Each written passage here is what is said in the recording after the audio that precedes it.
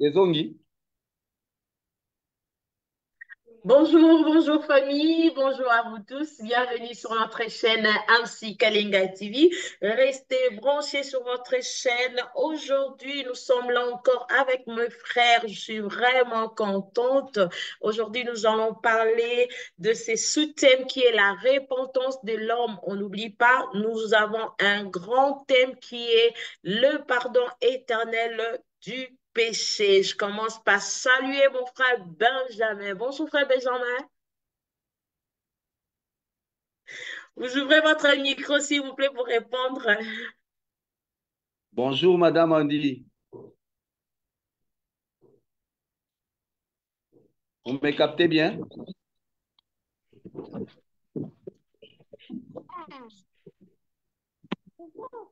Il y Bonjour, a un Madame. problème. Bonjour, bonjour et bonjour pasteur Miroir. Bonjour mon pasteur. Bonjour, bonjour, Madame Andy. Bonjour, bonjour. Je suis très heureux.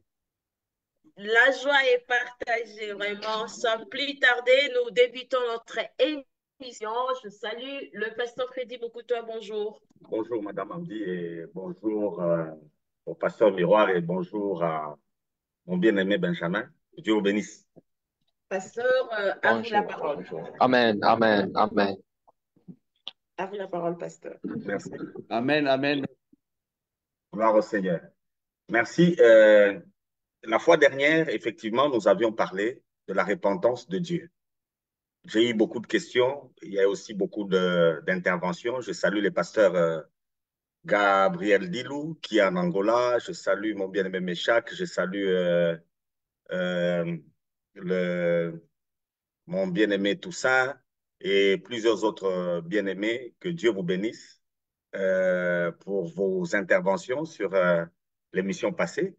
On est en train de parler sur la repentance de Dieu. On a démontré en clair que la façon dont Dieu conçoit la repentance n'est pas la façon dont l'homme conçoit la repentance. Et aujourd'hui, nous allons continuer maintenant pour regarder vers l'homme. Dieu, depuis Genèse 6, s'est détourné de l'homme et il regarde à Christ. Et c'est là où nous allons commencer aujourd'hui pour que l'homme, qu'on peut passer beaucoup de gens ont posé maintenant la question, qu'est-ce que l'homme doit faire? La réponse est claire, l'homme doit croire. L'homme a à croire. Par rapport à la repentance, l'homme a à croire. Les deux mots en hébreu comme en grec parlent du changement d'un détour par rapport à la repentance. La repentance de l'homme, c'est un détour. Et le détour de l'homme n'est que la foi. Mais aujourd'hui, bibliquement parlant, nous allons nous attarder maintenant sur l'attitude de l'homme. Nous avions vu la fois dernière la position de Dieu quand il parle de repentance, l'action de Dieu quand il parle de repentance, mais maintenant nous allons regarder à l'homme, la position de l'homme dans la Bible. Qu'est-ce que l'homme a fait quand il s'agit de repentance dans les Écritures? On va essayer de regarder dans les Écritures pour voir ce que l'homme a fait. Et c'est sur cette base-là qu'on va échanger aujourd'hui. Alors, si mon bien-aimé Ben peut nous aider avec la lecture du texte sur lequel on va travailler aujourd'hui. Nous serons dans Hébreu, parce que la foi, c'est dans Hébreu que nous la trouvons. Nous prenons Hébreu 12, le verset 1er et le verset 2 que nous avions déjà lus, mais on va les relire aujourd'hui. Hébreu 12. OK. Nous sommes dans Hébreux chapitre 12. J'ai lu au nom de Jésus. Mhm.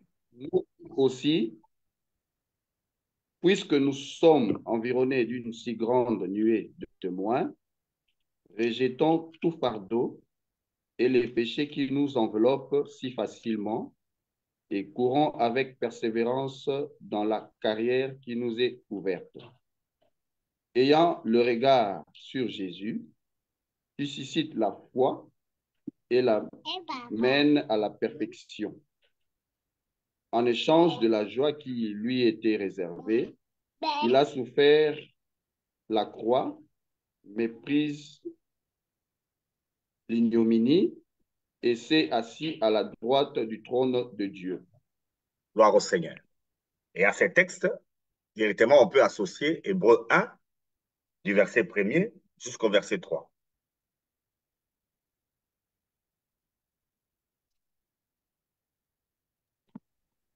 Nous Hébreux. sommes dans Hébreux, chapitre 1er.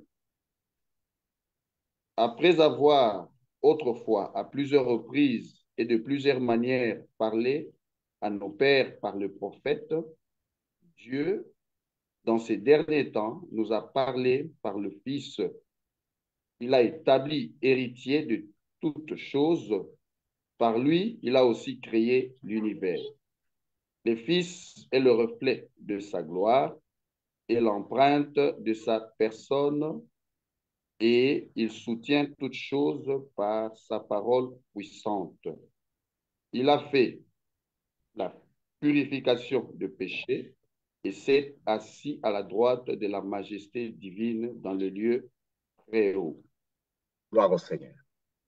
En fait, dans nos églises, souvent quand nous parlons de Jésus, l'œuvre de la croix, on aimerait bien la limiter à la mort de Jésus. Et pour ceux-là qui sont gentils, ils vont jusqu'à la résurrection de Jésus, les 3 jours dans le tombeau et sa résurrection. Et d'autres parlent aussi du jour où il est monté au ciel.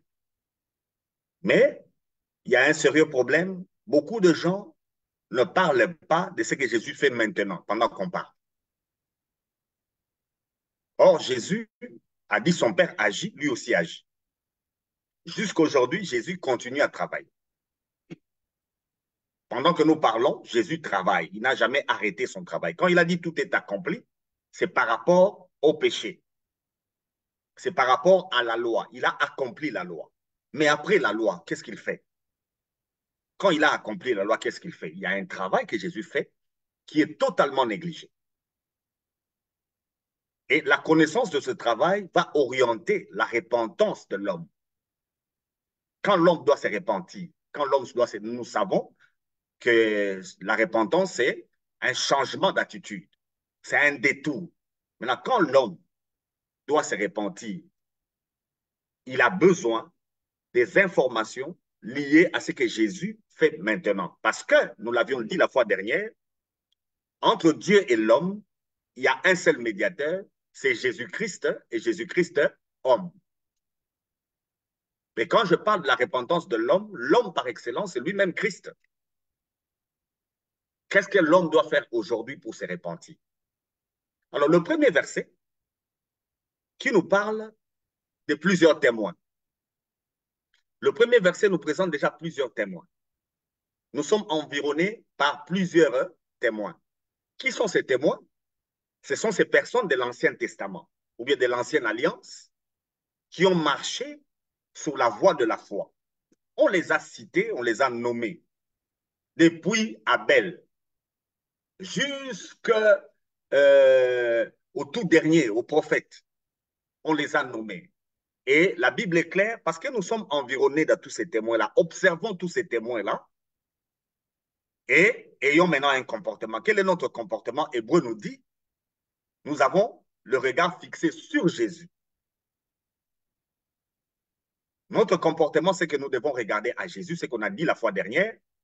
Dieu regarde à Jésus, nous nous regardons à Jésus et tous ensemble, nous nous rencontrons en Jésus. Le tabernacle, la maison de Dieu, aujourd'hui, c'est en Christ. Nous regardons à l'homme Christ, Dieu regarde à l'homme Christ, et en Christ, nous nous retrouvons. Voilà déjà ce qu'on a dit la fois dernière. Et ce que Hébreu est en train de nous dire, aujourd'hui, quand nous parlons de repentance, notre regard doit demeurer fixé sur Christ. Et Jésus, là, il est l'auteur de notre foi et il est également le consommateur de la même foi. La foi ne vient pas de nous, elle vient de lui. Non seulement il produit la foi en nous, mais il est aussi celui qui reçoit cette foi. Le deuxième verset, enfin le deuxième passage, qu'est-ce qu'il nous dit? Il y a eu un temps où Dieu a parlé de plusieurs manières. Et il a parlé par des prophètes. Mais dans ces derniers temps, Dieu nous parle par le Fils. Et le Fils est le reflet de la personne de Dieu. C'est-à-dire, si on veut voir Dieu, l'image visible du Dieu invisible, c'est Jésus. Quiconque cherche à voir Dieu, parce que l'Église, avec la religion, toute la recherche, c'est qu'on voudrait voir Dieu. Et il y a des chansons, il y a des prières. Dieu, nous voulons te voir. Or, pendant que nous parlons, Dieu est visible par un seul moyen, par son Fils. Et ce Fils-là, c'est Jésus. Alors, la repentance de l'homme, c'est que l'homme doit regarder à Christ. Et s'il regarde à Christ, il a tous les reflets de Dieu. Mais ça ne s'arrête pas là. Le verset 3 est clair. Il a fait purification des péchés. C'est-à-dire, quand on observe Jésus, on constate la purification des péchés, mais il y a un élément qu'on ajoute qui était déjà dans le verset 2 des Hébreux 12, qui se retrouve aussi dans le verset 3, c'est qu'il s'est assis. Jésus, là, pendant qu'on parle, il est assis. Quand on le regarde, on voit quelqu'un qui est déjà assis. Et étant assis, nous l'avions déjà dit ici, il nous a acquis un pardon qui est éternel. C'est-à-dire qu'il y a un travail qu'il lui fait. Quand on l'observe, on doit voir ce travail-là. Parce que si on observe Jésus et qu'on ne voit pas ce travail, alors il y a un problème. Donc, quand on a le temps de regarder Jésus, on doit voir le travail qu'il fait maintenant, là. Qu'est-ce que Jésus est en train de faire maintenant, pendant que je parle? Qu'est-ce que Jésus fait? Si on n'a pas la maîtrise de cet aspect de choses, on ne peut pas parler de repentance. Et par définition, nous l'avions dit la fois dernière, la repentance pour l'homme, c'est que l'homme doit reconnaître son péché, il doit abandonner son péché, et puis il doit se tourner vers le Seigneur. Voilà la définition même de la repentance selon l'homme. L'homme doit reconnaître qu'il est pécheur. Après avoir reconnu qu'il est pécheur, il doit abandonner son péché et fixer les regards sur le Seigneur. Voilà la définition. Et la définition est simple et elle est appliquée même. Aujourd'hui, pendant que nous parlons, tout notre regard est fixé sur Christ. On ne peut pas parler de foi si le regard est détourné de Jésus. Dès que vous regardez ailleurs, il n'y a plus la foi.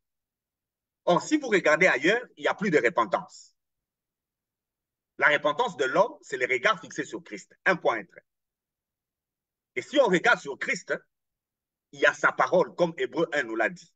Nous devons écouter sa parole. Qu'est-ce qu'il dit? Quel est le travail qu'il fait? Et en l'observant, en le regardant, nous tirons la conclusion que, en clair, nous l'avions déjà dit ici, le péché n'est plus dans le monde. Parce que Jésus a fait expiation des péchés.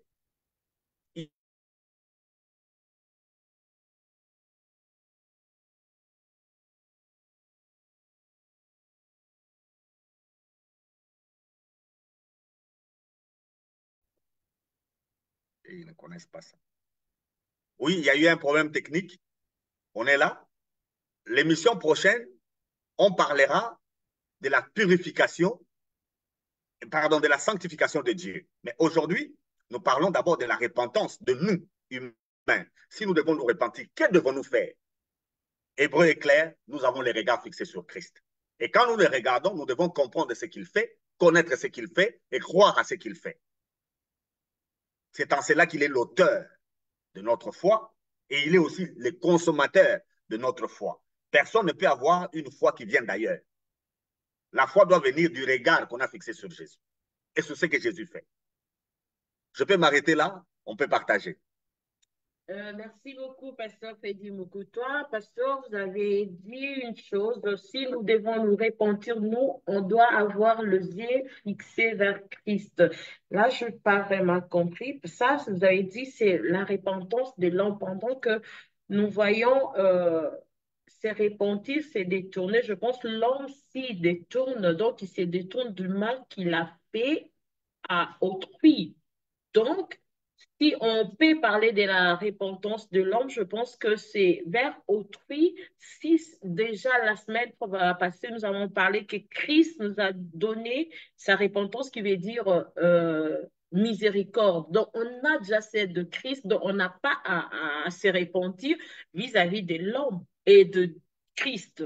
Donc, cette repentance doit être vis-à-vis de notre proche et comment, je ne sais pas si vous avez compris pourquoi ça doit être fixé vers Christ. Merci, moi j'ai compris. J'ai compris la question. Au fait, avant de répondre à cette question, il y a une grande définition que l'on doit donner, que tout le monde doit avoir. Nous l'avions déjà dit, mais on peut répéter. La repentance est liée au péché. Et si la repentance est liée au péché, alors c'est quoi le péché? Le péché a deux sens. C'est la transgression de la loi. C'est aussi manquer les buts. Alors, par rapport au péché, on ne sait pas y revenir parce que Jésus a fait expiation de péché. Donc, repentance, le péché comme transgression de la loi ne peut plus exister aujourd'hui. Parce que la loi, Jésus l'a accomplie. Alors, le péché aujourd'hui ne peut avoir qu'un seul sens, manquer les buts. Alors, Hébreu 1 nous a dit, nous sommes dans une course. Cette course-là, pardon, Hébreu 12, nous sommes dans une course. La course-là nous amène vers Christ. C'est lui le but de Dieu. Alors, le péché aujourd'hui, c'est ce mouvement-là de ne pas regarder à Jésus. Le mal qu'on fait à l'autre, c'est pécher contre l'autre, le frère. On l'a déjà expliqué ici. Ce n'est pas de ça qu'on parle. On parle de la repentance. La repentance, c'est par rapport à Dieu. Ce n'est pas par rapport aux hommes. Nous avons déjà démontré, Dieu, quand il se répand, lui, il fait miséricorde. Maintenant, l'homme, en réaction à cette repentance de Dieu, qu'est-ce que l'homme fait? Qu'est-ce que l'homme doit faire? On nous dit, l'homme doit regarder à Christ. Un point, un trait. Merci, pasteur. Je ne sais pas si le frère Benjamin a une question sur ça. Il y a quelque chose à ajouter. Bon, jusque-là, je n'ai pas encore de questions. J'ai bien compris la teneur de la vérité de ce sujet, quoi. Jusque-là, il n'y a pas de questions. Merci beaucoup.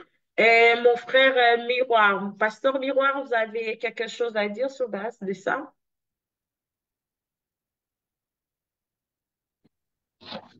Ah, ok, ok. Bon, jusque-là, non. Jusque-là, ça va.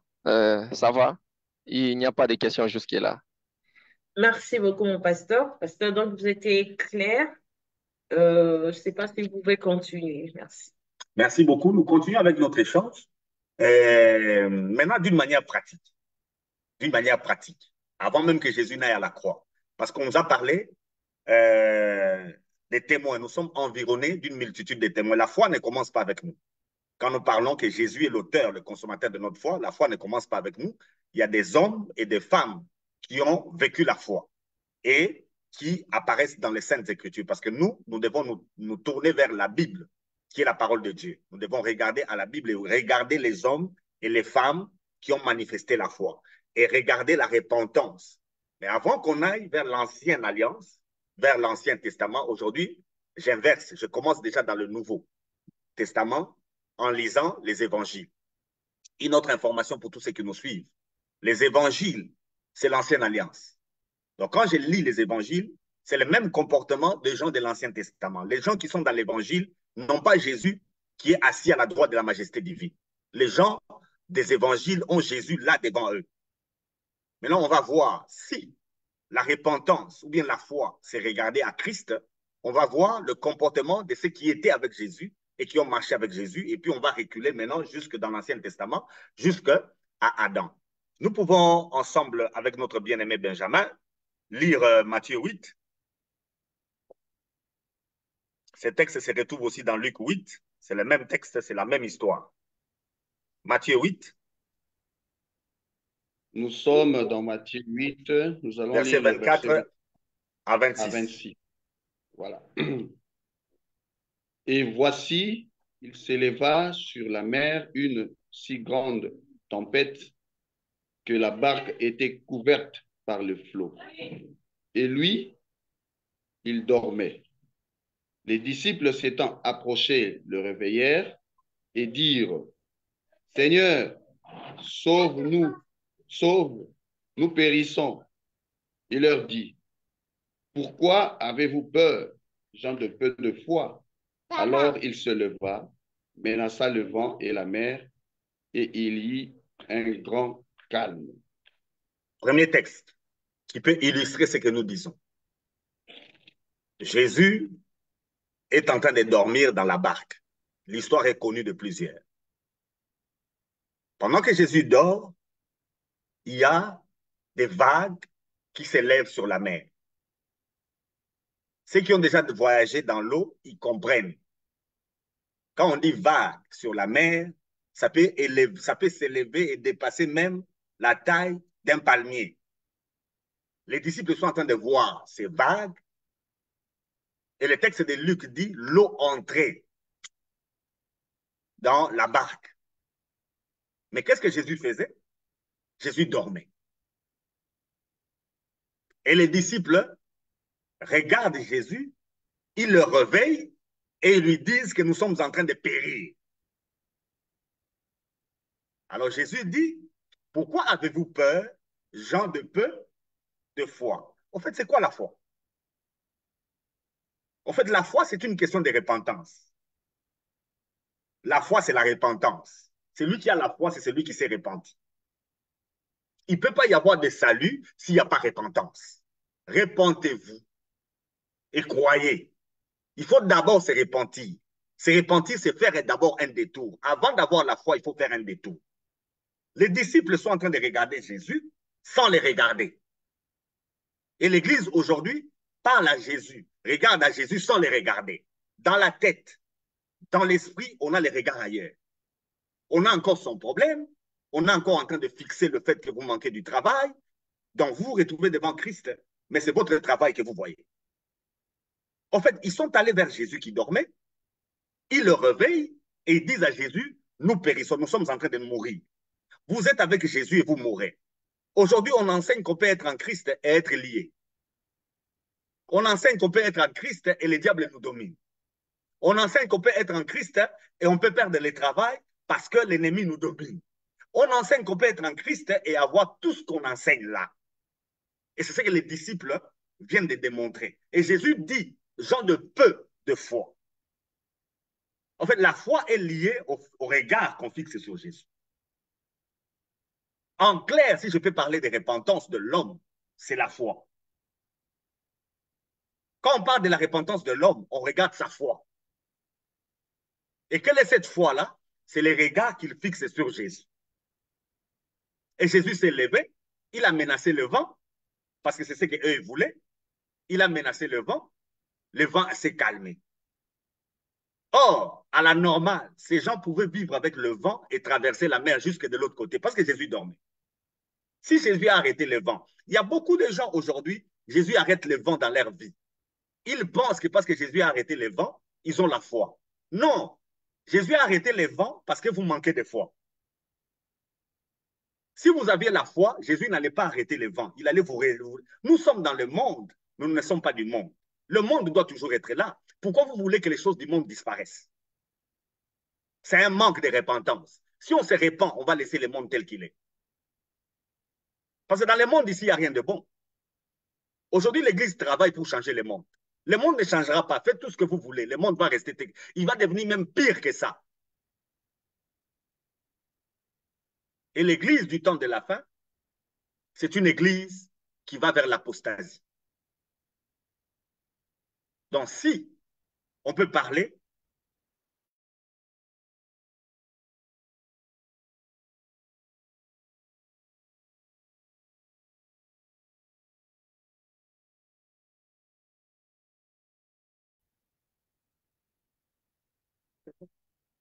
je viens d'illustrer avec cette histoire de Jésus, avec ses disciples dans la barque. Dans la barque, les disciples se sont détournés de Jésus. C'est-à-dire, ils ont détruit la repentance. Ça devient un peu compliqué. Si la repentance devient, et si la foi devient, on doit se repentir. Non, la foi, c'est elle-même la repentance.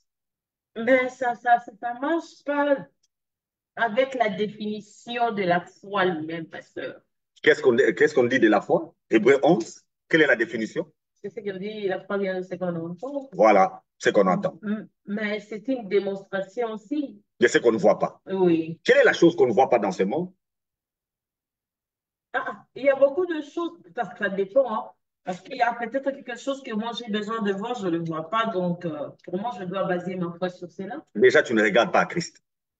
Quelque chose que tu ne vois pas. Je base ma foi sur cela en ayant les yeux fixés. Les disciples regarder à Jésus, mais en regardant, dans leur tête, ils ont encore les vagues.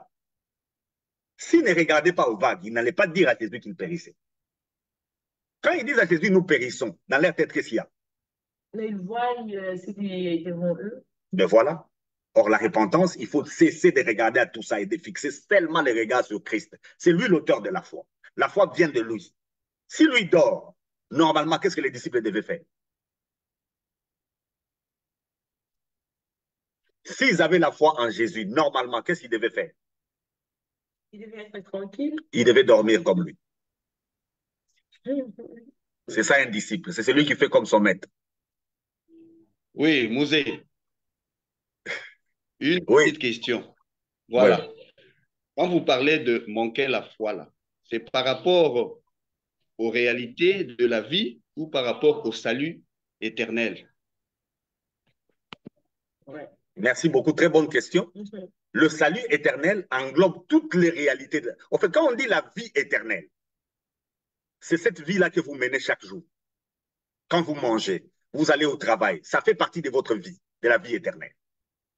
On ne peut pas dissocier. On ne peut pas dissocier. Le salut, c'est un tout. Dans le salut, il y a la guérison. Dans le salut, il y a la prospérité. Dans le salut, il y a le succès. Dans le salut, tout est dedans. On ne peut pas dissocier. Alors, si, par rapport, parce que la cause de tout ce que nous avons comme problème sur la terre, pour répondre à Madame Andy, la seule chose qu'on ne voit pas aujourd'hui dans ce monde, c'est que le péché soit parti. Quand le monde, on le regarde, c'est comme si le péché est toujours là. Quand on regarde le monde, c'est comme si le péché était encore là.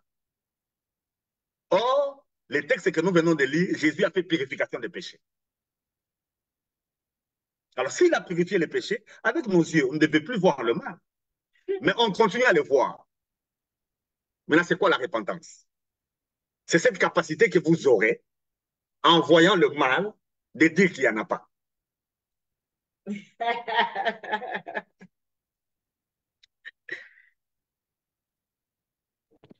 Une autre question, toujours dans ce sens-là. Ouais. En fait, le fait de manquer la foi par rapport aux réalités de la vie, ça peut te faire manquer le paradis. Non. Le salut, c'est quand quelqu'un a cru au pardon des péchés. Mais cependant, pourquoi il y a cette émission aujourd'hui? Il y a des gens qui ont déjà cru au salut, mais qui dissocient les saluts avec leur vie de chaque jour. C'est comme les disciples. Ils étaient avec Jésus. Deuxième texte. Lisez-moi le deuxième texte, mon bien-aimé Benjamin. Lisez-moi Matthieu 14 pour qu'on réponde bien à cette question. Oui, nous sommes dans Matthieu Matthieu, 14, chapitre 4. à partir du verset 22. À partir du verset 22 jusqu'à... Je vais couper. Continuez à lire. À la maison, les gens Okay. peuvent lire jusqu'à 33, mais moi, je vais couper.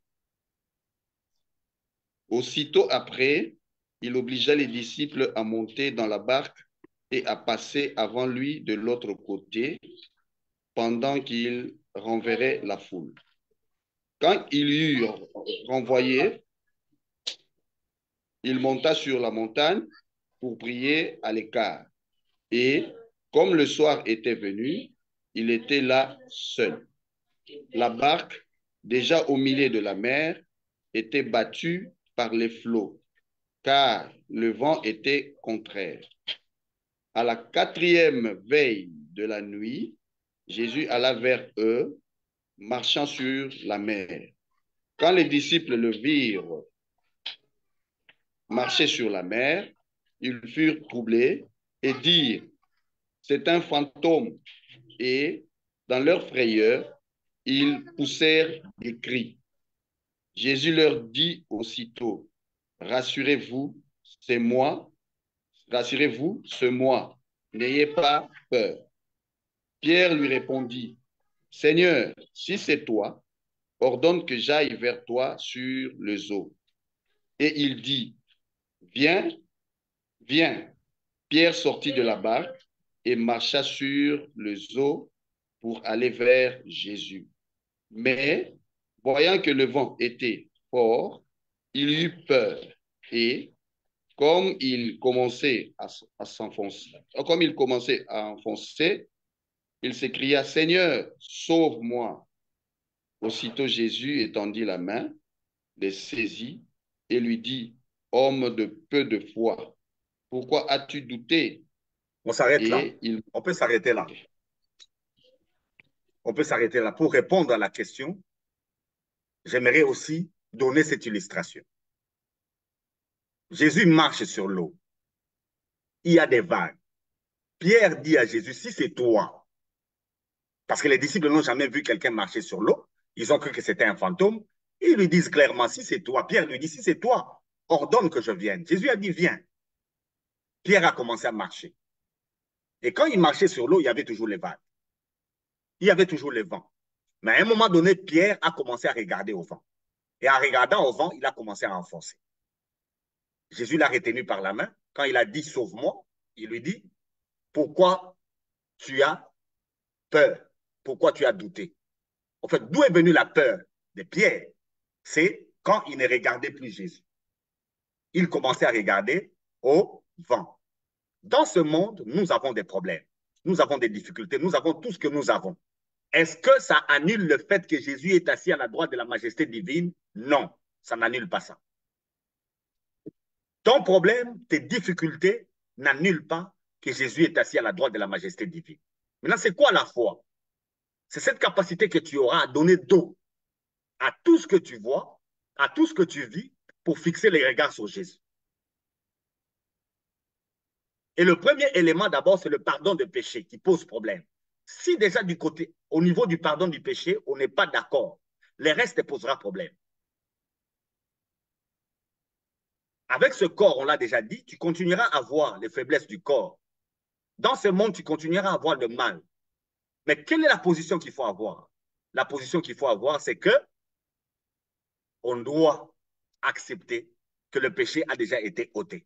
Ça, c'est la première chose. Et les autres éléments vont suivre. Alors, le fait maintenant de ne pas avoir une bonne position quand on est en difficulté, ça ne vous amène pas en enfer. Si vous avez accru au pardon des péchés, vous irez au ciel. Mais vous avez vécu sur cette terre comme un bébé. Aussi longtemps que l'héritier est encore un enfant, il ne possède rien. Or, Jésus est l'héritier et nous sommes co-héritiers avec lui, comme Hébreu nous a dit.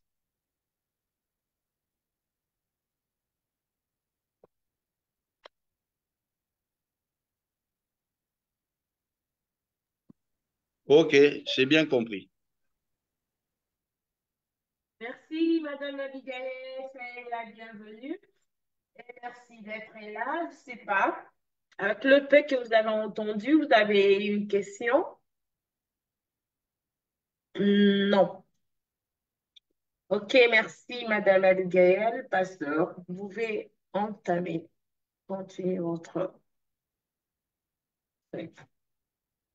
Merci beaucoup. Répondez. Donc, nous devons comprendre ceci aujourd'hui. Parce que nous avons des témoins. Ce sont ces témoins-là que moi, je suis en train de regarder. Hein, parce que nous pensons que la religion ou bien la foi commence avec nous. Il y a des gens qui ont vécu dans cette foi et nous mentons sur leur tête. La repentance de Dieu est connue depuis les jardins d'Éden. La repentance de Dieu est connue depuis les jardins. Et les hommes ont commencé à se repentir depuis les jardins d'Éden. Et le tout premier qui s'est repenti, c'est Adam. Adam et Ève. Je ne lis pas les textes, vous le connaissez. Je vais parcourir parce que c'est beaucoup d'histoires. Je vais commencer à lire les textes, peut-être quand on va se retrouver en Égypte, peut-être. Même en Égypte, on ne lit pas. On peut aller lire quand ils sont au désert, dans Exode. Mais commençons avec Adam. Adam et Ève ont péché.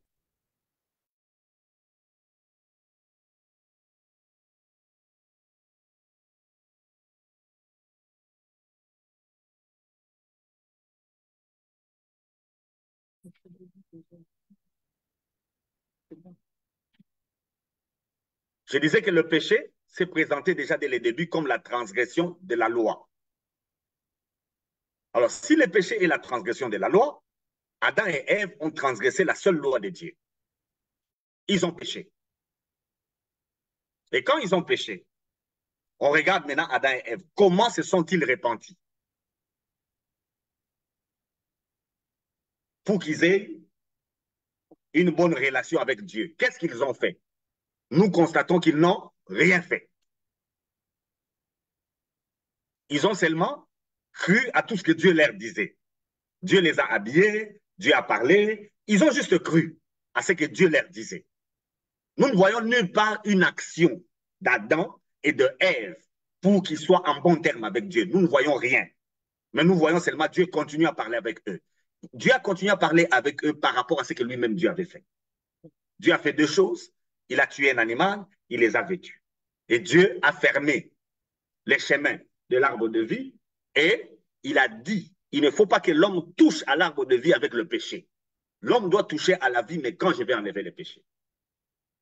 Deuxième cas, c'est le cas qui est un peu plus clair de Caïn. Caïn a tué Abel. Dieu a dit qu'il a péché. Et quand Dieu a dit que Caïn a péché, Dieu a même sanctionné. Dieu a même sanctionné parce qu'il dit que la terre a réclamé vengeance sur lui. Qu'est-ce que Caïn dit à Dieu? Caïn dit à Dieu, ce que tu es en train de dire est trop grave. La repentance continue à être la miséricorde. Il dit à Dieu, ce que tu dis là est trop grave. Parce que d'un côté, les Nacham veut dire Dieu regrette le mal qui est là et il sanctionne. Maintenant, Caïn regarde à Dieu du côté du Nacham qui veut dire miséricorde. Il dit à Dieu, ce que tu dis là est trop grave. C'est lui qui va me voir, va me tuer. Dieu a dit, OK. Il a mis un signe sur Caïn. Quand il a mis une marque sur Caïn, il a dit, quiconque essaiera de tuer Caïn, Caïn sera vengé cette fois. Caïn est parti. Il n'est plus tué. Deuxième repentance. Maintenant, si on évolue dans notre Bible, jusqu'au niveau des Exodes, est-ce que vous voyez quelqu'un, après avoir commis le mal, rentrer chez Dieu et demander pardon? Cette pratique de demander pardon, vous l'avez trouvée où?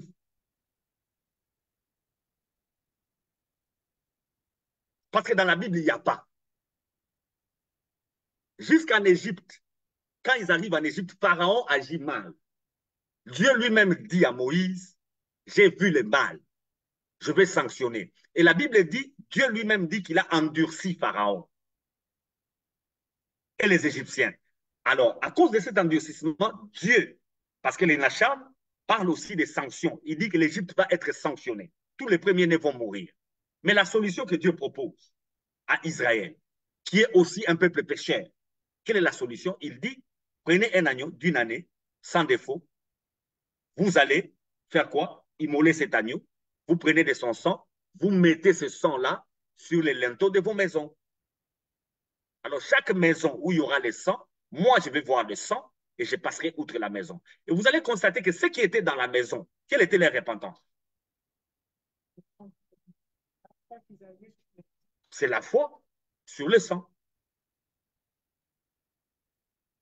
C'est la foi sur le sang. Ce comportement religieux que nous avons aujourd'hui, de vouloir régler les choses par rapport à Dieu en réparant, ce n'est pas biblique. Quand on a les regards fixés sur Jésus, c'est Jésus qui a réparé. Nous, nous n'avons rien à réparer. Nous devons croire. L'homme doit croire. L'homme n'a pas à réparer.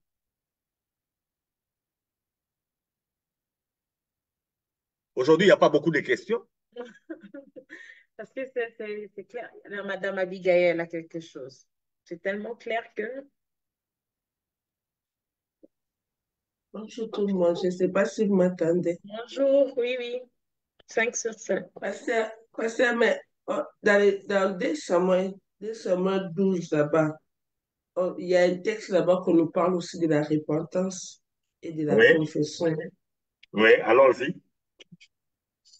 2 Samuel 12, chapitre 12. OK, on y va. Il faut lire les textes. Je ne saurais pas bien lire parce que je suis en train de... Non, donne les textes, on va lire pour toi. Dans le texte, on va lire. Je pense dès Samuel 12, nous commençons par 1, on descend là, on parle Oui, de... oui. Je connais le texte, c'est l'histoire de David avec Bathsheba. Mon bien-aimé Benjamin, tu peux nous lire ça? De Samuel. Si vous pouvez répéter le passage. 2 Samuel 12. À partir du verset 1er. Voilà. 2 Samuel 12, verset 1er. L'Éternel envoya Nathan vers David. Et Nathan vint à lui et lui dit, il y avait dans une ville 2 hommes, l'un riche et l'autre pauvre. Les riches avaient de brebis et de bœufs en très grand nombre. Le pauvre n'avait rien du tout qu'une petite brebis qu'il avait achetée. Il la nourrissait et elle grandissait chez lui avec ses enfants. Tu sautes au verset 4. De son pain. Oui. Un voyageur arriva chez l'homme riche. Oui. Un voyageur arriva chez l'homme riche. Et le riche n'a pas voulu toucher à ses brebis ou à ses bœufs pour préparer un repas au voyageur qui était venu chez lui. Il a pris le brebis du pauvre et l'a apprêté pour l'homme qui était venu chez lui. La colère de David s'enflamma violemment contre cet homme et il dit à Nathan, l'Éternel est vivant, l'homme qui a fait cela mérite la mort. Verset 7. Verset 7. Et Nathan dit à David, tu es cet homme-là. Ainsi parle l'Éternel, le Dieu d'Israël. J'étais oint pour roi sur Israël et j'étais délivré de la main de Saoul. J'étais mis en possession de la maison de ton maître. J'ai placé dans ton sein les femmes de ton maître. Et j'ai t'ai donné la maison d'Israël et de Juda. Et si cela avait été peu, j'aurais encore ajouté. Pourquoi donc as-tu méprisé la parole de l'Éternel en faisant ce qui est mal aux yeux de Dieu, à ses yeux? Tu as frappé de l'épée Uri, le Hétien, tu as pris sa femme pour en faire ta femme, et lui, tu l'as tué par l'épée des fils d'Ammon. Verset 13. Maintenant, verset 13. Verset 13. David dit à Nathan, j'ai péché contre l'Éternel. Et Nathan dit à David, l'Éternel pardonne ton péché, tu ne mourras point. Madame Abiga, on peut s'arrêter d'abord là. Madame Abiga, vous avez vu quoi? Qu'est-ce que David a fait? Il a reconnu d'avoir péché contre l'Éternel. Tu l'as demandé pardon? Non, quand même, il a reconnu. Je pose la question. Nous avons déjà défini ici. Nous avons dit que la repentance, c'est que l'homme doit reconnaître le péché. On a reconnu le péché, mais après, on fait quoi? Mais c'est ça, pasteur, reconnaître, ben, je peux reconnaître en parlant. Moi, je dis, ah, je péchais contre mon père, j'ai fait ça, j'ai fait ça. Non, ici, c'est même contre Dieu. C'est un citant, non? Lui, il a même fait quelque chose. J'ai fait l'impudicité, j'ai voilà. fait ça, j'ai fait ça. Et après, tu fais quoi? La repentance va venir après. Après, tu fais quoi? Après, je prends mes ici, je fiche. Est-ce que David a demandé pardon après avoir reconnu? Non. Qu'est-ce que David fait? Il dit, bon, je reconnais, j'ai péché contre l'Éternel. Nathan dit, ton péché est pardonné. Qu'est-ce qu'il a fait? Et dans nos églises, qu'est-ce qu'on dit? Si quelqu'un reconnaît son péché, après on lui dit de faire quoi? De se repentir. Vous voyez que ce n'est pas ce texte, Madame Abig. Ce n'est pas ce texte ici qui nous raconte ce que tu as dit. Mais parce que la plupart, c'est vrai, on ne va pas là où David a demandé pardon, mais il a reconnu. Mais comme on dit, les versets précédents qui disent tu reconnais, tu demandes pardon, c'est pourquoi les gens demandent aussi pardon. Quel est le verset qui a dit que tu reconnais, tu demandes pardon? Il est où? Mais quand on se répond, on doit, On a dit répentez-vous et croyez. Nous avions expliqué ça la fois dernière. Répentez-vous, c'est quoi? C'est quoi c'est repentir? C'est la démarche que nous faisons aujourd'hui. Maintenant, on regarde à l'homme. On avait regardé à Dieu, mais maintenant, là, on regarde à l'homme. Quel est l'homme qui a pratiqué la repentance que nous pratiquons dans la Bible? Donnez-nous un. Il n'y a personne. C'est ce que je cherche. Nous sommes environnés de plusieurs témoins. Nous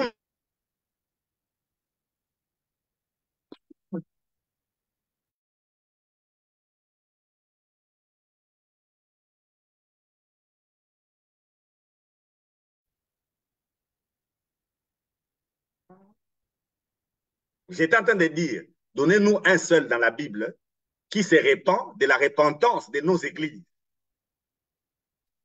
Attendez.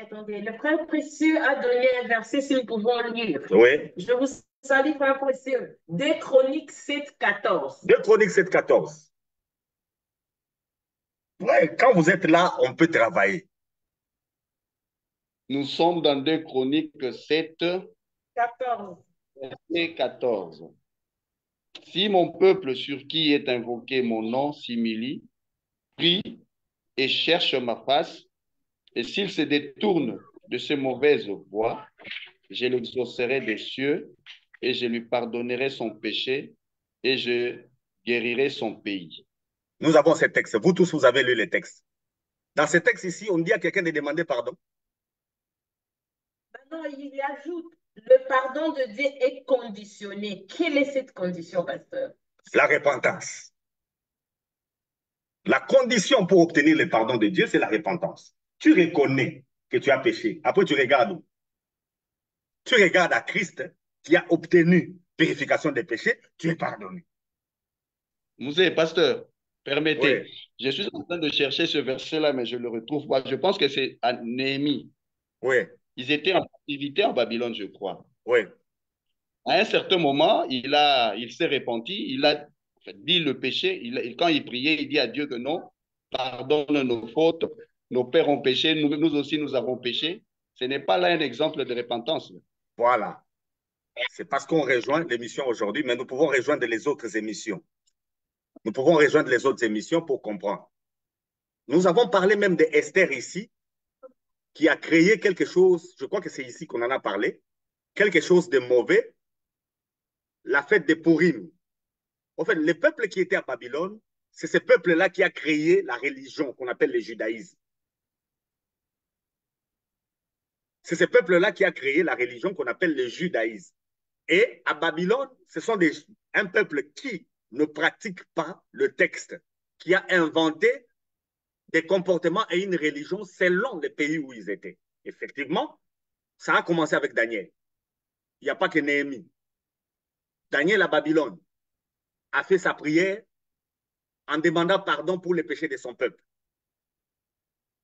Néhémie a refait la même chose en demandant pardon. Mais on posera la question à Néhémie, qui a demandé pardon pour son peuple. Pendant que Néhémie demandait pardon pour son peuple, Dieu a dit que Cyrus était son serviteur. Cyrus avait écrit à Esdras qu'on aille rebâtir les temples sans que personne ne lui demande pardon.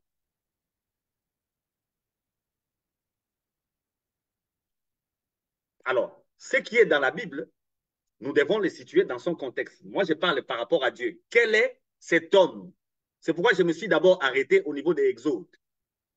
Pour qu'on entre dans Exode et qu'on regarde. Avant qu'on cite Néhémie avec ce qu'il a fait, qu'on regarde d'abord dans Exode ce qui s'est passé. Quand Dieu demande au peuple d'aller au tabernacle, on évite de lire les textes, mais je sais que vous avez les textes avec vous. C'est lui qui a un texte qu'il peut donner, où il faut poser la question. Mais pour gagner en temps, parce qu'on est sur la télévision, quand ils arrivent, après être sortis de l'Égypte, quand ils arrivent et que Dieu donne le tabernacle, et qu'une faute est commise, qu'est-ce que la loi dit? Quand la faute est commise, qu'est-ce que la loi dit? La loi dit que celui qui a commis la faute prenne un animal, qu'il aille avec cet animal au tabernacle, qu'il présente cet animal au sacrificateur, ou bien au souverain sacrificateur pour le jour des grandes expiations. Et jusque-là, Dieu ne demande à personne de venir vers lui en demandant pardon. Il demande seulement qu'on lui amène un animal et le sang va servir de signe. Et quand maintenant le temple arrive, avant qu'on arrive à Néhémie et à Daniel, quand le temple maintenant arrive, parce que le texte que nous lisons dans 2 Chroniques, c'est le texte que Esdras, entre guillemets, pouvait aussi écrire, parce qu'on dit que ça peut être Esdras. C'est au retour de l'exil que les gens ont amené maintenant la religion. Ils ont trouvé ça dans les pays où ils sont partis, où les gens demandaient pardon, et eux aussi, ils ont pensé que chez Dieu aussi, pour que le problème soit réglé, on doit demander pardon. Et Jésus a trouvé cette pratique. Jésus a trouvé cette pratique. Mais curieusement, ni les disciples, ni lui-même Jésus n'a recommandé à quelqu'un de faire ça. Alors, voyons pour notre verset. Oui. Deutéronome 21, 8. 8. On connaît les textes, il faut lire. Deutéronome 21, 8. La confession produit le pardon. Deutéronome.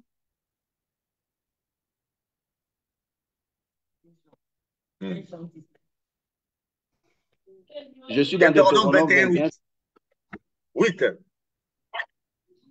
verset 8. Hein? Oui, oui. Voilà. Nous sommes au verset 8. Oui. Pardonne, ô Éternel, à ton peuple d'Israël, que tu as racheté. N'impute pas le sang innocent à ton peuple d'Israël, et ce sang ne lui sera point imputé. Gloire au Seigneur. On pose maintenant la question claire, parce que ça, c'est biblique. Et c'est ce qui est demandé, c'est là où on va finir aujourd'hui. Mais au moins, la question est déjà posée. Par rapport au pardon, qui demande pardon? C'est la pratique qui était au tabernacle. Qui demande pardon? Est-ce que c'est celui qui a péché ou bien c'est les sacrificateurs qui demandent pardon pour les pécheurs? Selon la pratique de Dieu. Nous venons de parler du tabernacle. C'est le travail du sacrificateur. Et jusqu'aujourd'hui, Jésus fait ce travail-là de demander pardon pour nous. C'est ce qu'il fait comme travail. Nous devons croire au pardon qu'il obtient pour nous. Et dans les textes ici, vous allez constater que Moïse, en tant que leader du peuple, qu'est-ce qu'il fait? Il prend la place du peuple et il demande pardon pour le peuple. Et la plupart des versets qui parlent du pardon, ce n'est pas celui qui a péché qui demande. Ce n'est pas celui qui a péché qui demande pardon, c'est une autre personne. Et cette pratique-là doit se faire jusqu'aujourd'hui. Et tous les textes qui parlent du pardon en parlent en termes d'intercession le plus souvent. Parce que c'est ça que Jésus fait. Et c'est ce que nous devons croire. Si tu vois ton frère commettre un péché, qu'est-ce qu'on te demande de faire? Nous l'avions déjà lu ici. Si tu vois ton frère commettre un péché, qui ne mène pas à la mort, bien sûr, Madame Abiga, c'est toi qui avais posé ce problème. Si tu vois ton frère commettre un péché qui ne mène pas à la mort, qu'est-ce qu'on te demande de faire? Le micro? De prier. On te demande de prier pour lui. Et le Seigneur va pardonner. Et la repentance des hommes, nous parlons de vous quand vous avez commis les péchés, vous, quand vous commettez les péchés, qu'est-ce que vous devez faire?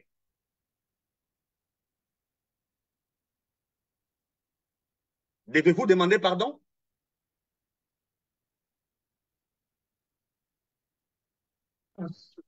L'autre texte, c'est Psaume combien? C'est mieux d'aller à 1 Jean 19. Pourquoi pas Psaume? David qui a demandé pardon. Allez prendre les psaumes, parce que David a demandé pardon à un moment donné. Alors, psaume 25, 18.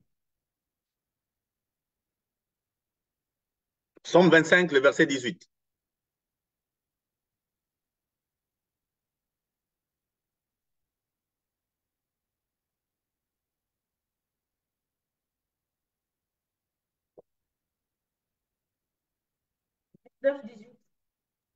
Pasteur, vous avez dit psaume 25. Verset 18. 18. Vous pouvez aller à 19 aussi. Vois ma misère et ma peine, et pardonne tous mes péchés. Vois combien mes ennemis sont nombreux et de quelle haine violente ils me poursuivent. Gloire au Seigneur. C'est le texte que moi j'attendais qu'on me donne. C'est celui-là. Parce que David a demandé pardon à Dieu. Maintenant, est-ce que Dieu a pardonné son péché parce qu'il a demandé?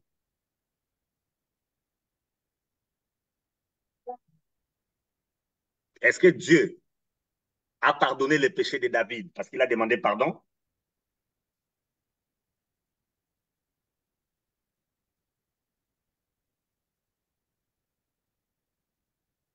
Je pose la question. Oui, j'ai posé la question.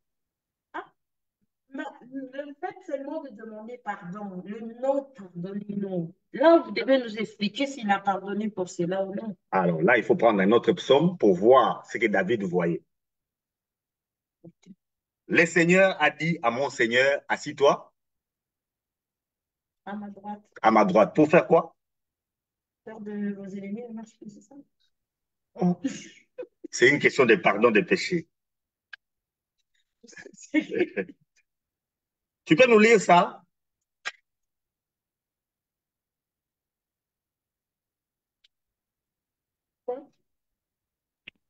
Quel chapitre?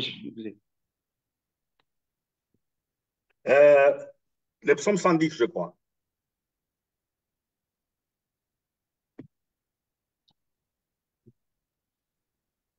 Attendez, je vérifie.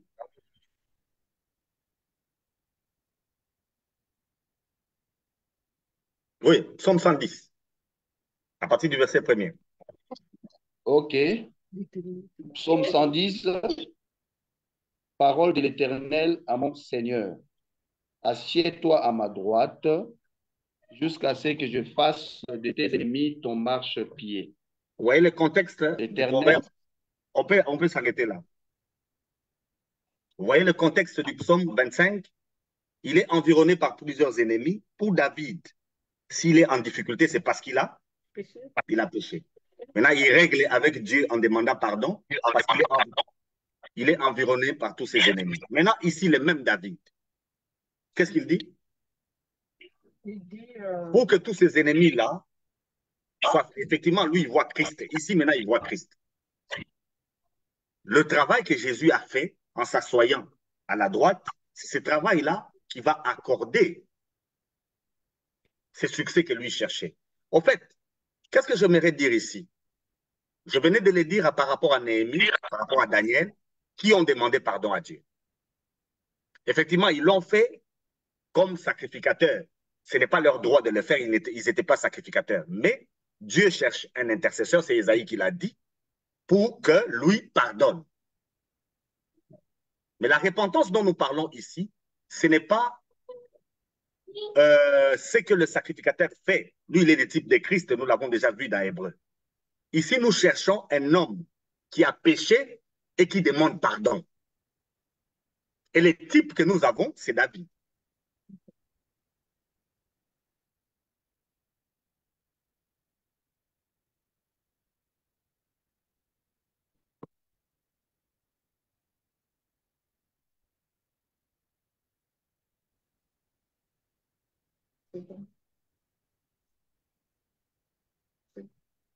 Oui, ça a coupé, vous nous excusez.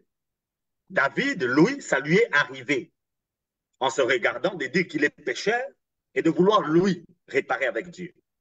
Mais le même David ne s'est pas arrêté là. Il a évolué pour comprendre que ça ne passait pas par lui. Il est arrivé à comprendre que ça ne passait pas par lui. Ce n'est pas le seul texte. Il y a un autre texte. Il dit encore, je voyais.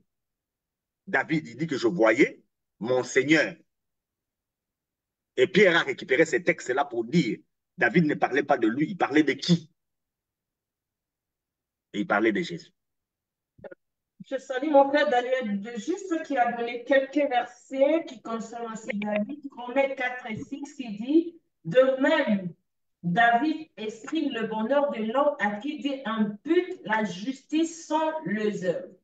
Romains 4, 7. Heureux ceux dont les iniquités sont pardonnées et dont le péché sont couverts. Romains 4, 8. Heureux l'homme à qui le Seigneur n'impute pas son péché. Ça, ce sont des psaumes. Tous ces textes-là, ce sont des psaumes de David. David n'a pas fait que le psaume 25, verset 8, où il dit « Pardonne mon péché ». David a fait d'autres psaumes. Ce qu'on vient de citer là, ce sont des psaumes de David.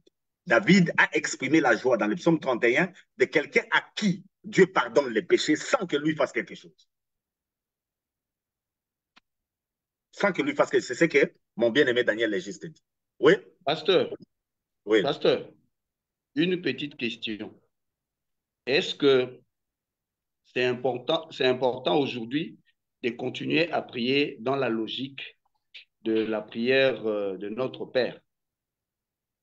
Parce que là, il y a un texte qui dit, il y a un verset qui dit, pardonne-nous nos offenses comme nous pardonnons aussi à ceux qui nous ont offensés. Est-ce que nous pouvons continuer dans cette logique-là? Je donne d'abord la raison pour laquelle Jésus a donné le Notre Père en mettant ces textes dedans. C'est là où nous étions en train d'aller. Jésus a trouvé la religion. La pratique de Néhémie, la pratique là, Jésus l'a trouvée. Quand les gens sont revenus de l'exil, ils ont mis en place la religion où on demandait maintenant pardon à Dieu. Maintenant, quand Jésus arrive et qu'on lui pose la question comment nous devons prier, maintenant, dans sa prière, il leur met aussi leur religion. Il leur met leur religion. Dans leur religion, ils demandaient pardon à Dieu, mais Jésus a mis une condition. Dieu te pardonne de la façon dont tu pardonnes à l'autre. Est-ce que Dieu peut pardonner si c'est ça la condition? Si la condition est que tu recevras le pardon de la façon dont toi tu pardonnes aux autres, nous tous ici, qui sera pardonné? En fait, Jésus a juste dit, c'est impossible. Dans ce verset-là, c'est impossible. Et c'est ça que Paul vient corriger. Paul vient corriger en nous disant à nous maintenant, nous devons pardonner aux autres comme Christ nous a pardonné. Et aujourd'hui, le Notre Père, tel que Jésus l'avait donné, n'est pas d'actualité. Le Notre Père parlait du règne de Dieu qui devait venir. Que ton règne vienne. Que ta volonté soit faite sur la terre. Ça devait venir. Pendant que nous parlons, le règne est déjà là. Pendant que nous parlons, on peut appeler Dieu Père, ce qui ne se faisait pas à l'époque où le Notre Père a été donné. Donc le Notre Père n'est plus d'actualité. Ceux qui les citent ne pratiquent que la religion. Et vous serez coupable. Si vous avez le Notre Père devant vous, vous resterez coupable.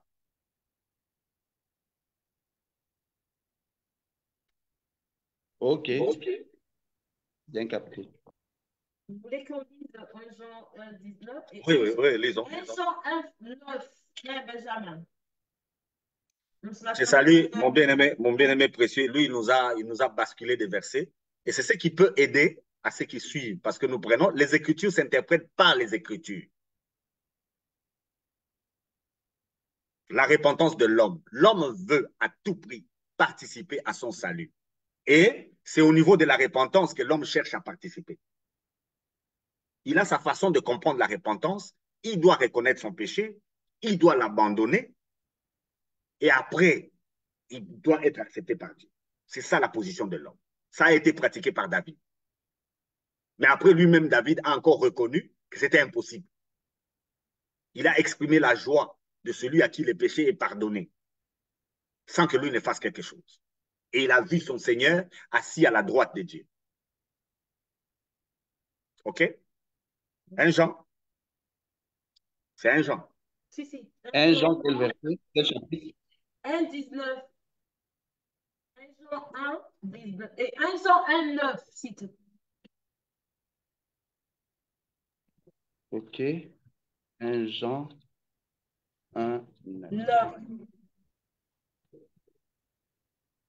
Voilà, nous sommes dans 1 Jean, chapitre 1er, verset 9. Si nous confessons nos péchés, il est fidèle et juste pour nous les pardonner et pour nous purifier de toute iniquité. Si nous disons que nous n'avons pas péché, nous lui faisons menteur et sa parole ne point en nous. Gloire au Seigneur. Au fait, c'est ce que nous sommes en train de dire. C'est ce que nous sommes en train de dire. Nous devons reconnaître que nous sommes pécheurs. Mais après avoir reconnu que nous sommes pécheurs, quelle est la repentance qu'il faut faire? Demander pardon. Et c'est ce que le texte ici dit. C'est ce que le texte ici dit. Pasteur, si nous comprenons, c'était s'il n'y a pas aussi du mal de confesser ça. À qui vous allez confesser?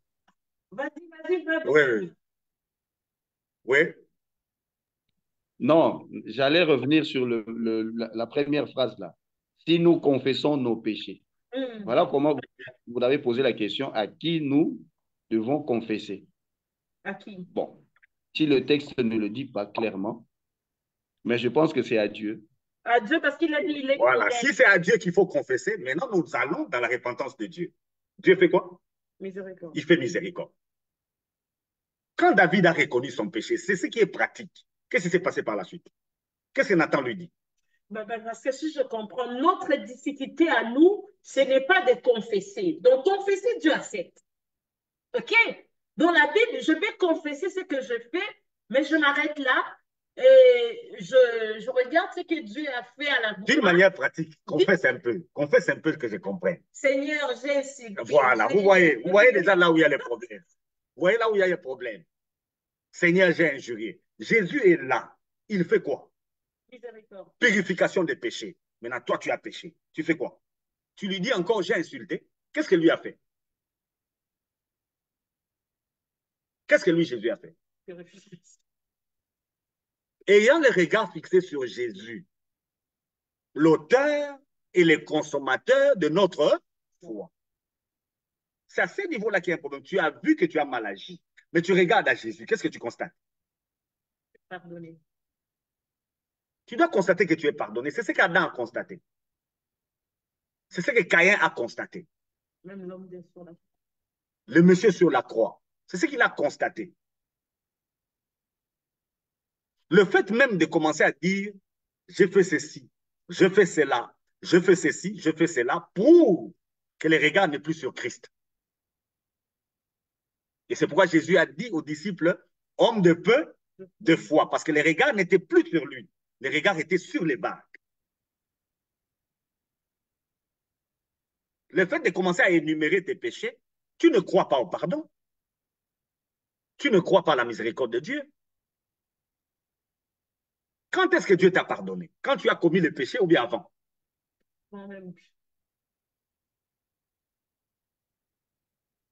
Est-ce que le pardon ne concerne pas les péchés futurs? Le pardon, il ne concerne pas les péchés futurs? Mais pasteur, nous avons...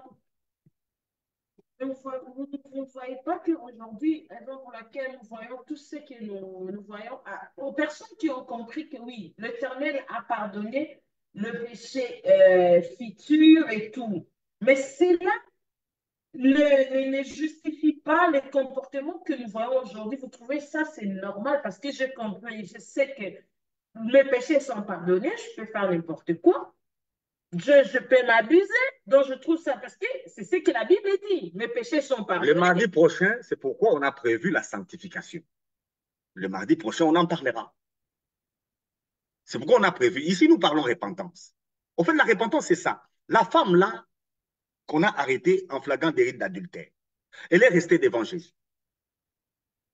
La loi l'a condamnée. Et elle avait commis ça. Elle est restée devant Jésus. Qu'est-ce qu'elle a dit à Jésus? Qu'est-ce que cette femme dit à Jésus? Rien. Rien. Jésus lui a dit, je ne te condamne pas. Elle était devant lui. Elle avait les regards fixés sur Jésus. Elle n'avait plus personne. Elle n'avait plus... Si elle regardait ces gens-là, ils vont la lapider. Elle avait les regards fixés sur Jésus. Alors, comme les regards sont fixés sur Jésus, Jésus lui a dit, va, je ne te condamne pas. Mais il ajoute, ne pêche pas. Bon, si je dois par Mais pasteur, Jésus lui a répondu, ne pêche pas. Mais on sait déjà que non, Dieu nous a pardonné, non lorsque Jésus était mort, mais il nous a déjà pardonné. Bon, on est pardonné par la mort de Jésus ou on était pardonné avant. ou lorsque Jésus le dit que non, ne pêche pas parce qu'il n'était pas encore mort. On est sous la loi. On est on sous est la sous loi. la Elle doit loi. obéir à la loi. Il faut... Ok, là, je comprends. Là. Elle doit obéir à la loi. Mais nous aussi, on nous dit ne pêche pas. Nous avons quelque chose à laquelle nous devons obéir. Ouais. Papa Benjamin, on va obéir à quoi? À la grâce. Oh, la grâce va te demander, même si tu pêches. On va obéir à la foi. Bon, à la mission. Nous sommes des disciples pour une mission. Vous devez être un modèle pour les autres. Ok. Votre liberté ne peut pas être une voie par laquelle vous devez vous méconduire sur cette terre. Vous avez été délivrés et vous êtes esclaves du Seigneur. C'est ce que la Bible nous dit dans Romains. Un esclave ne fait pas ce qu'il veut. Mais ici, nous parlons d'abord de repentance. C'est pourquoi nous sommes stricts. Parce que quand vous dites confesser, je sais à quoi vous pensez. Je sais. Avant de clôturer, je vous laisse la parole.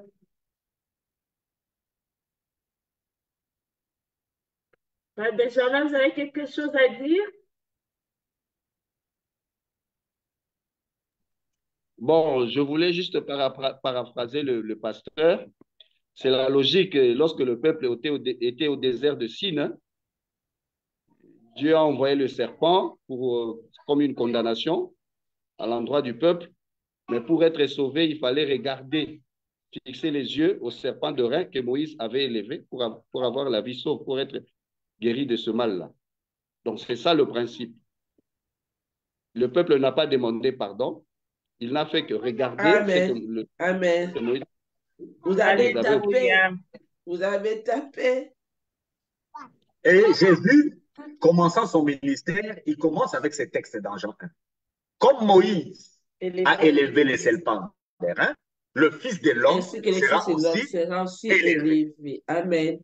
Amen. Jésus commence par là. Jésus commence par là. Donc, comme Moïse a élevé les serpents, pourquoi nous ne faisons pas comme ces gens-là? Alors, imaginez quelqu'un qui a été mordu par un serpent, commence à compter d'abord ce qu'il a fait. Il reconnaît ce qu'il a fait. Il cherche à demander pardon. Il va mourir déjà. Et puis, on a dit que c'était des serpents venimeux. Ah oui. Il fallait seulement regarder. Et nous aussi, nous avons le regard fixé sur Jésus. Amen. La repentance de l'homme, c'est ce regard qu'on fixe sur Jésus. On regarde ce qu'il fait. Qu'est-ce que Jésus fait? Il fait expiation des péchés. Le travail que Jésus fait, il ne donne pas du travail aux gens. Il ne donne pas d'élévation aux gens. Il ne donne pas de mariage aux gens. Arrêtez avec cette histoire-là de vous détourner de Jésus pour regarder votre mariage. Votre mariage ne vous donne pas, qu'est-ce que je peux dire, l'élément qui prouve que vous êtes avec Dieu. Vous ne prouvez pas que vous êtes avec Dieu par la qualité de votre mariage. Non. Vous ne prouvez pas que vous êtes avec Dieu par la qualité de votre élévation, de votre prospérité. Non. Vous êtes avec Dieu parce que Jésus a fait expiation des péchés. Regardez à Jésus. Ça peut être difficile pendant que je parle dans votre vie. Ce n'est rien, ce n'est pas une conséquence. Ceux qui enseignent la conséquence, ils mentent. Il y a des hommes méchants que nous, plus méchants que nous, pire même, qui font des affaires qui marchent chaque jour. Et quand on dira ça, on dira non, lui, le diable ne l'attaque pas. On dira que lui, le diable ne l'attaque pas, il est déjà entre les mains du diable. Le diable devient bon. Ah! C'est pourquoi on a des bons sorciers. Et surtout nous en Afrique, les occultistes ne sont pas des mauvaises personnes. Et nous les recevons dans nos églises parce qu'ils viennent avec des voitures. Ce sont les sorciers qui ont des problèmes parce que les sorciers viennent, ce sont des grandes personnes et tout ça là. Ça ne tient pas debout. La fois prochaine, laissez-moi aussi parler de la sanctification. Mais aujourd'hui, on parle de la repentance de l'homme. Quand l'homme s'est repenti, il fait quoi? Il accepte qu'il est pécheur, et il accepte qu'on lui a déjà pardonné. C'est tout. À cause de Jésus. Merci beaucoup, Pasteur Freddy Mokoutoua. Nous sommes arrivés vers la fin de notre émission. Merci à mon frère Ben. J'espère que ce n'est pas pour la première fois. On va commencer à nous retrouver sur cette chaîne. Et merci à Madame Abigail d'être là. Je remercie mon frère Daniel Le Juste, mon frère précieux qui nous ont suivis aujourd'hui. Et sans oublier mon pasteur Miroir qui est ensemble avec nous. Et Pasteur Freddy, votre mot de la fin pour aujourd'hui. Le mot de la fin, c'est pour répéter ce que Madame Andy était en train de dire. La tendance de plusieurs personnes, quand ils ont l'évangile avec eux, la liberté que l'évangile donne, le corps le pousse à croire qu'on peut maintenant tout faire. Or, ce corps ici, quand vous avez reçu Christ, vous l'avez dominé. Vous l'avez dominé. Quand vous avez reçu Christ, le corps ici, vous l'avez dominé. Il ne peut plus vous diriger. Alors, si vous êtes dirigé par ce corps, je vous dis seulement si vous êtes converti, jusque-là, vous êtes un chrétien charnel. Vous êtes chrétien, mais vous êtes charnel. Mais le plus souvent, la plupart des gens qui se méconduisent ne sont pas convertis. Je ne vois pas comment le Saint-Esprit peut être là et la personne se méconduit. Je ne sais pas comment ça peut se faire. Je ne sais pas comment ça peut. Il y a deux personnes qui m'étonnent. C'est lui qui jusqu'à aujourd'hui se considère comme pécheur. Et c'est lui-là qui commet les péchés. Les deux personnes-là, ils m'étonnent. Jésus a enlevé les péchés. Mais il y a des gens qui se considèrent jusqu'à aujourd'hui comme pécheurs. Jésus a ôté les péchés. Il y a des gens qui se considèrent jusqu'à aujourd'hui comme pécheurs. Et il y a d'autres jusqu'à aujourd'hui qui continuent à commettre les péchés. C'est là où il y a un problème. Mais l'émission prochaine peut nous aider quand on va regarder à la sanctification. Merci, Pasteur. Merci à tous nos téléspectateurs de MC Kalinga TV. N'oubliez pas de partager la vidéo. C'est le moindre que nous vous demandons. Partagez la vidéo sur un de vos frères n'a pas Facebook. Et le message se trouvera aussi bientôt sur notre chaîne YouTube MC Kalinga TV. On se voit à la prochaine. Merci. On est ensemble, les familles. Bye bye. Bye.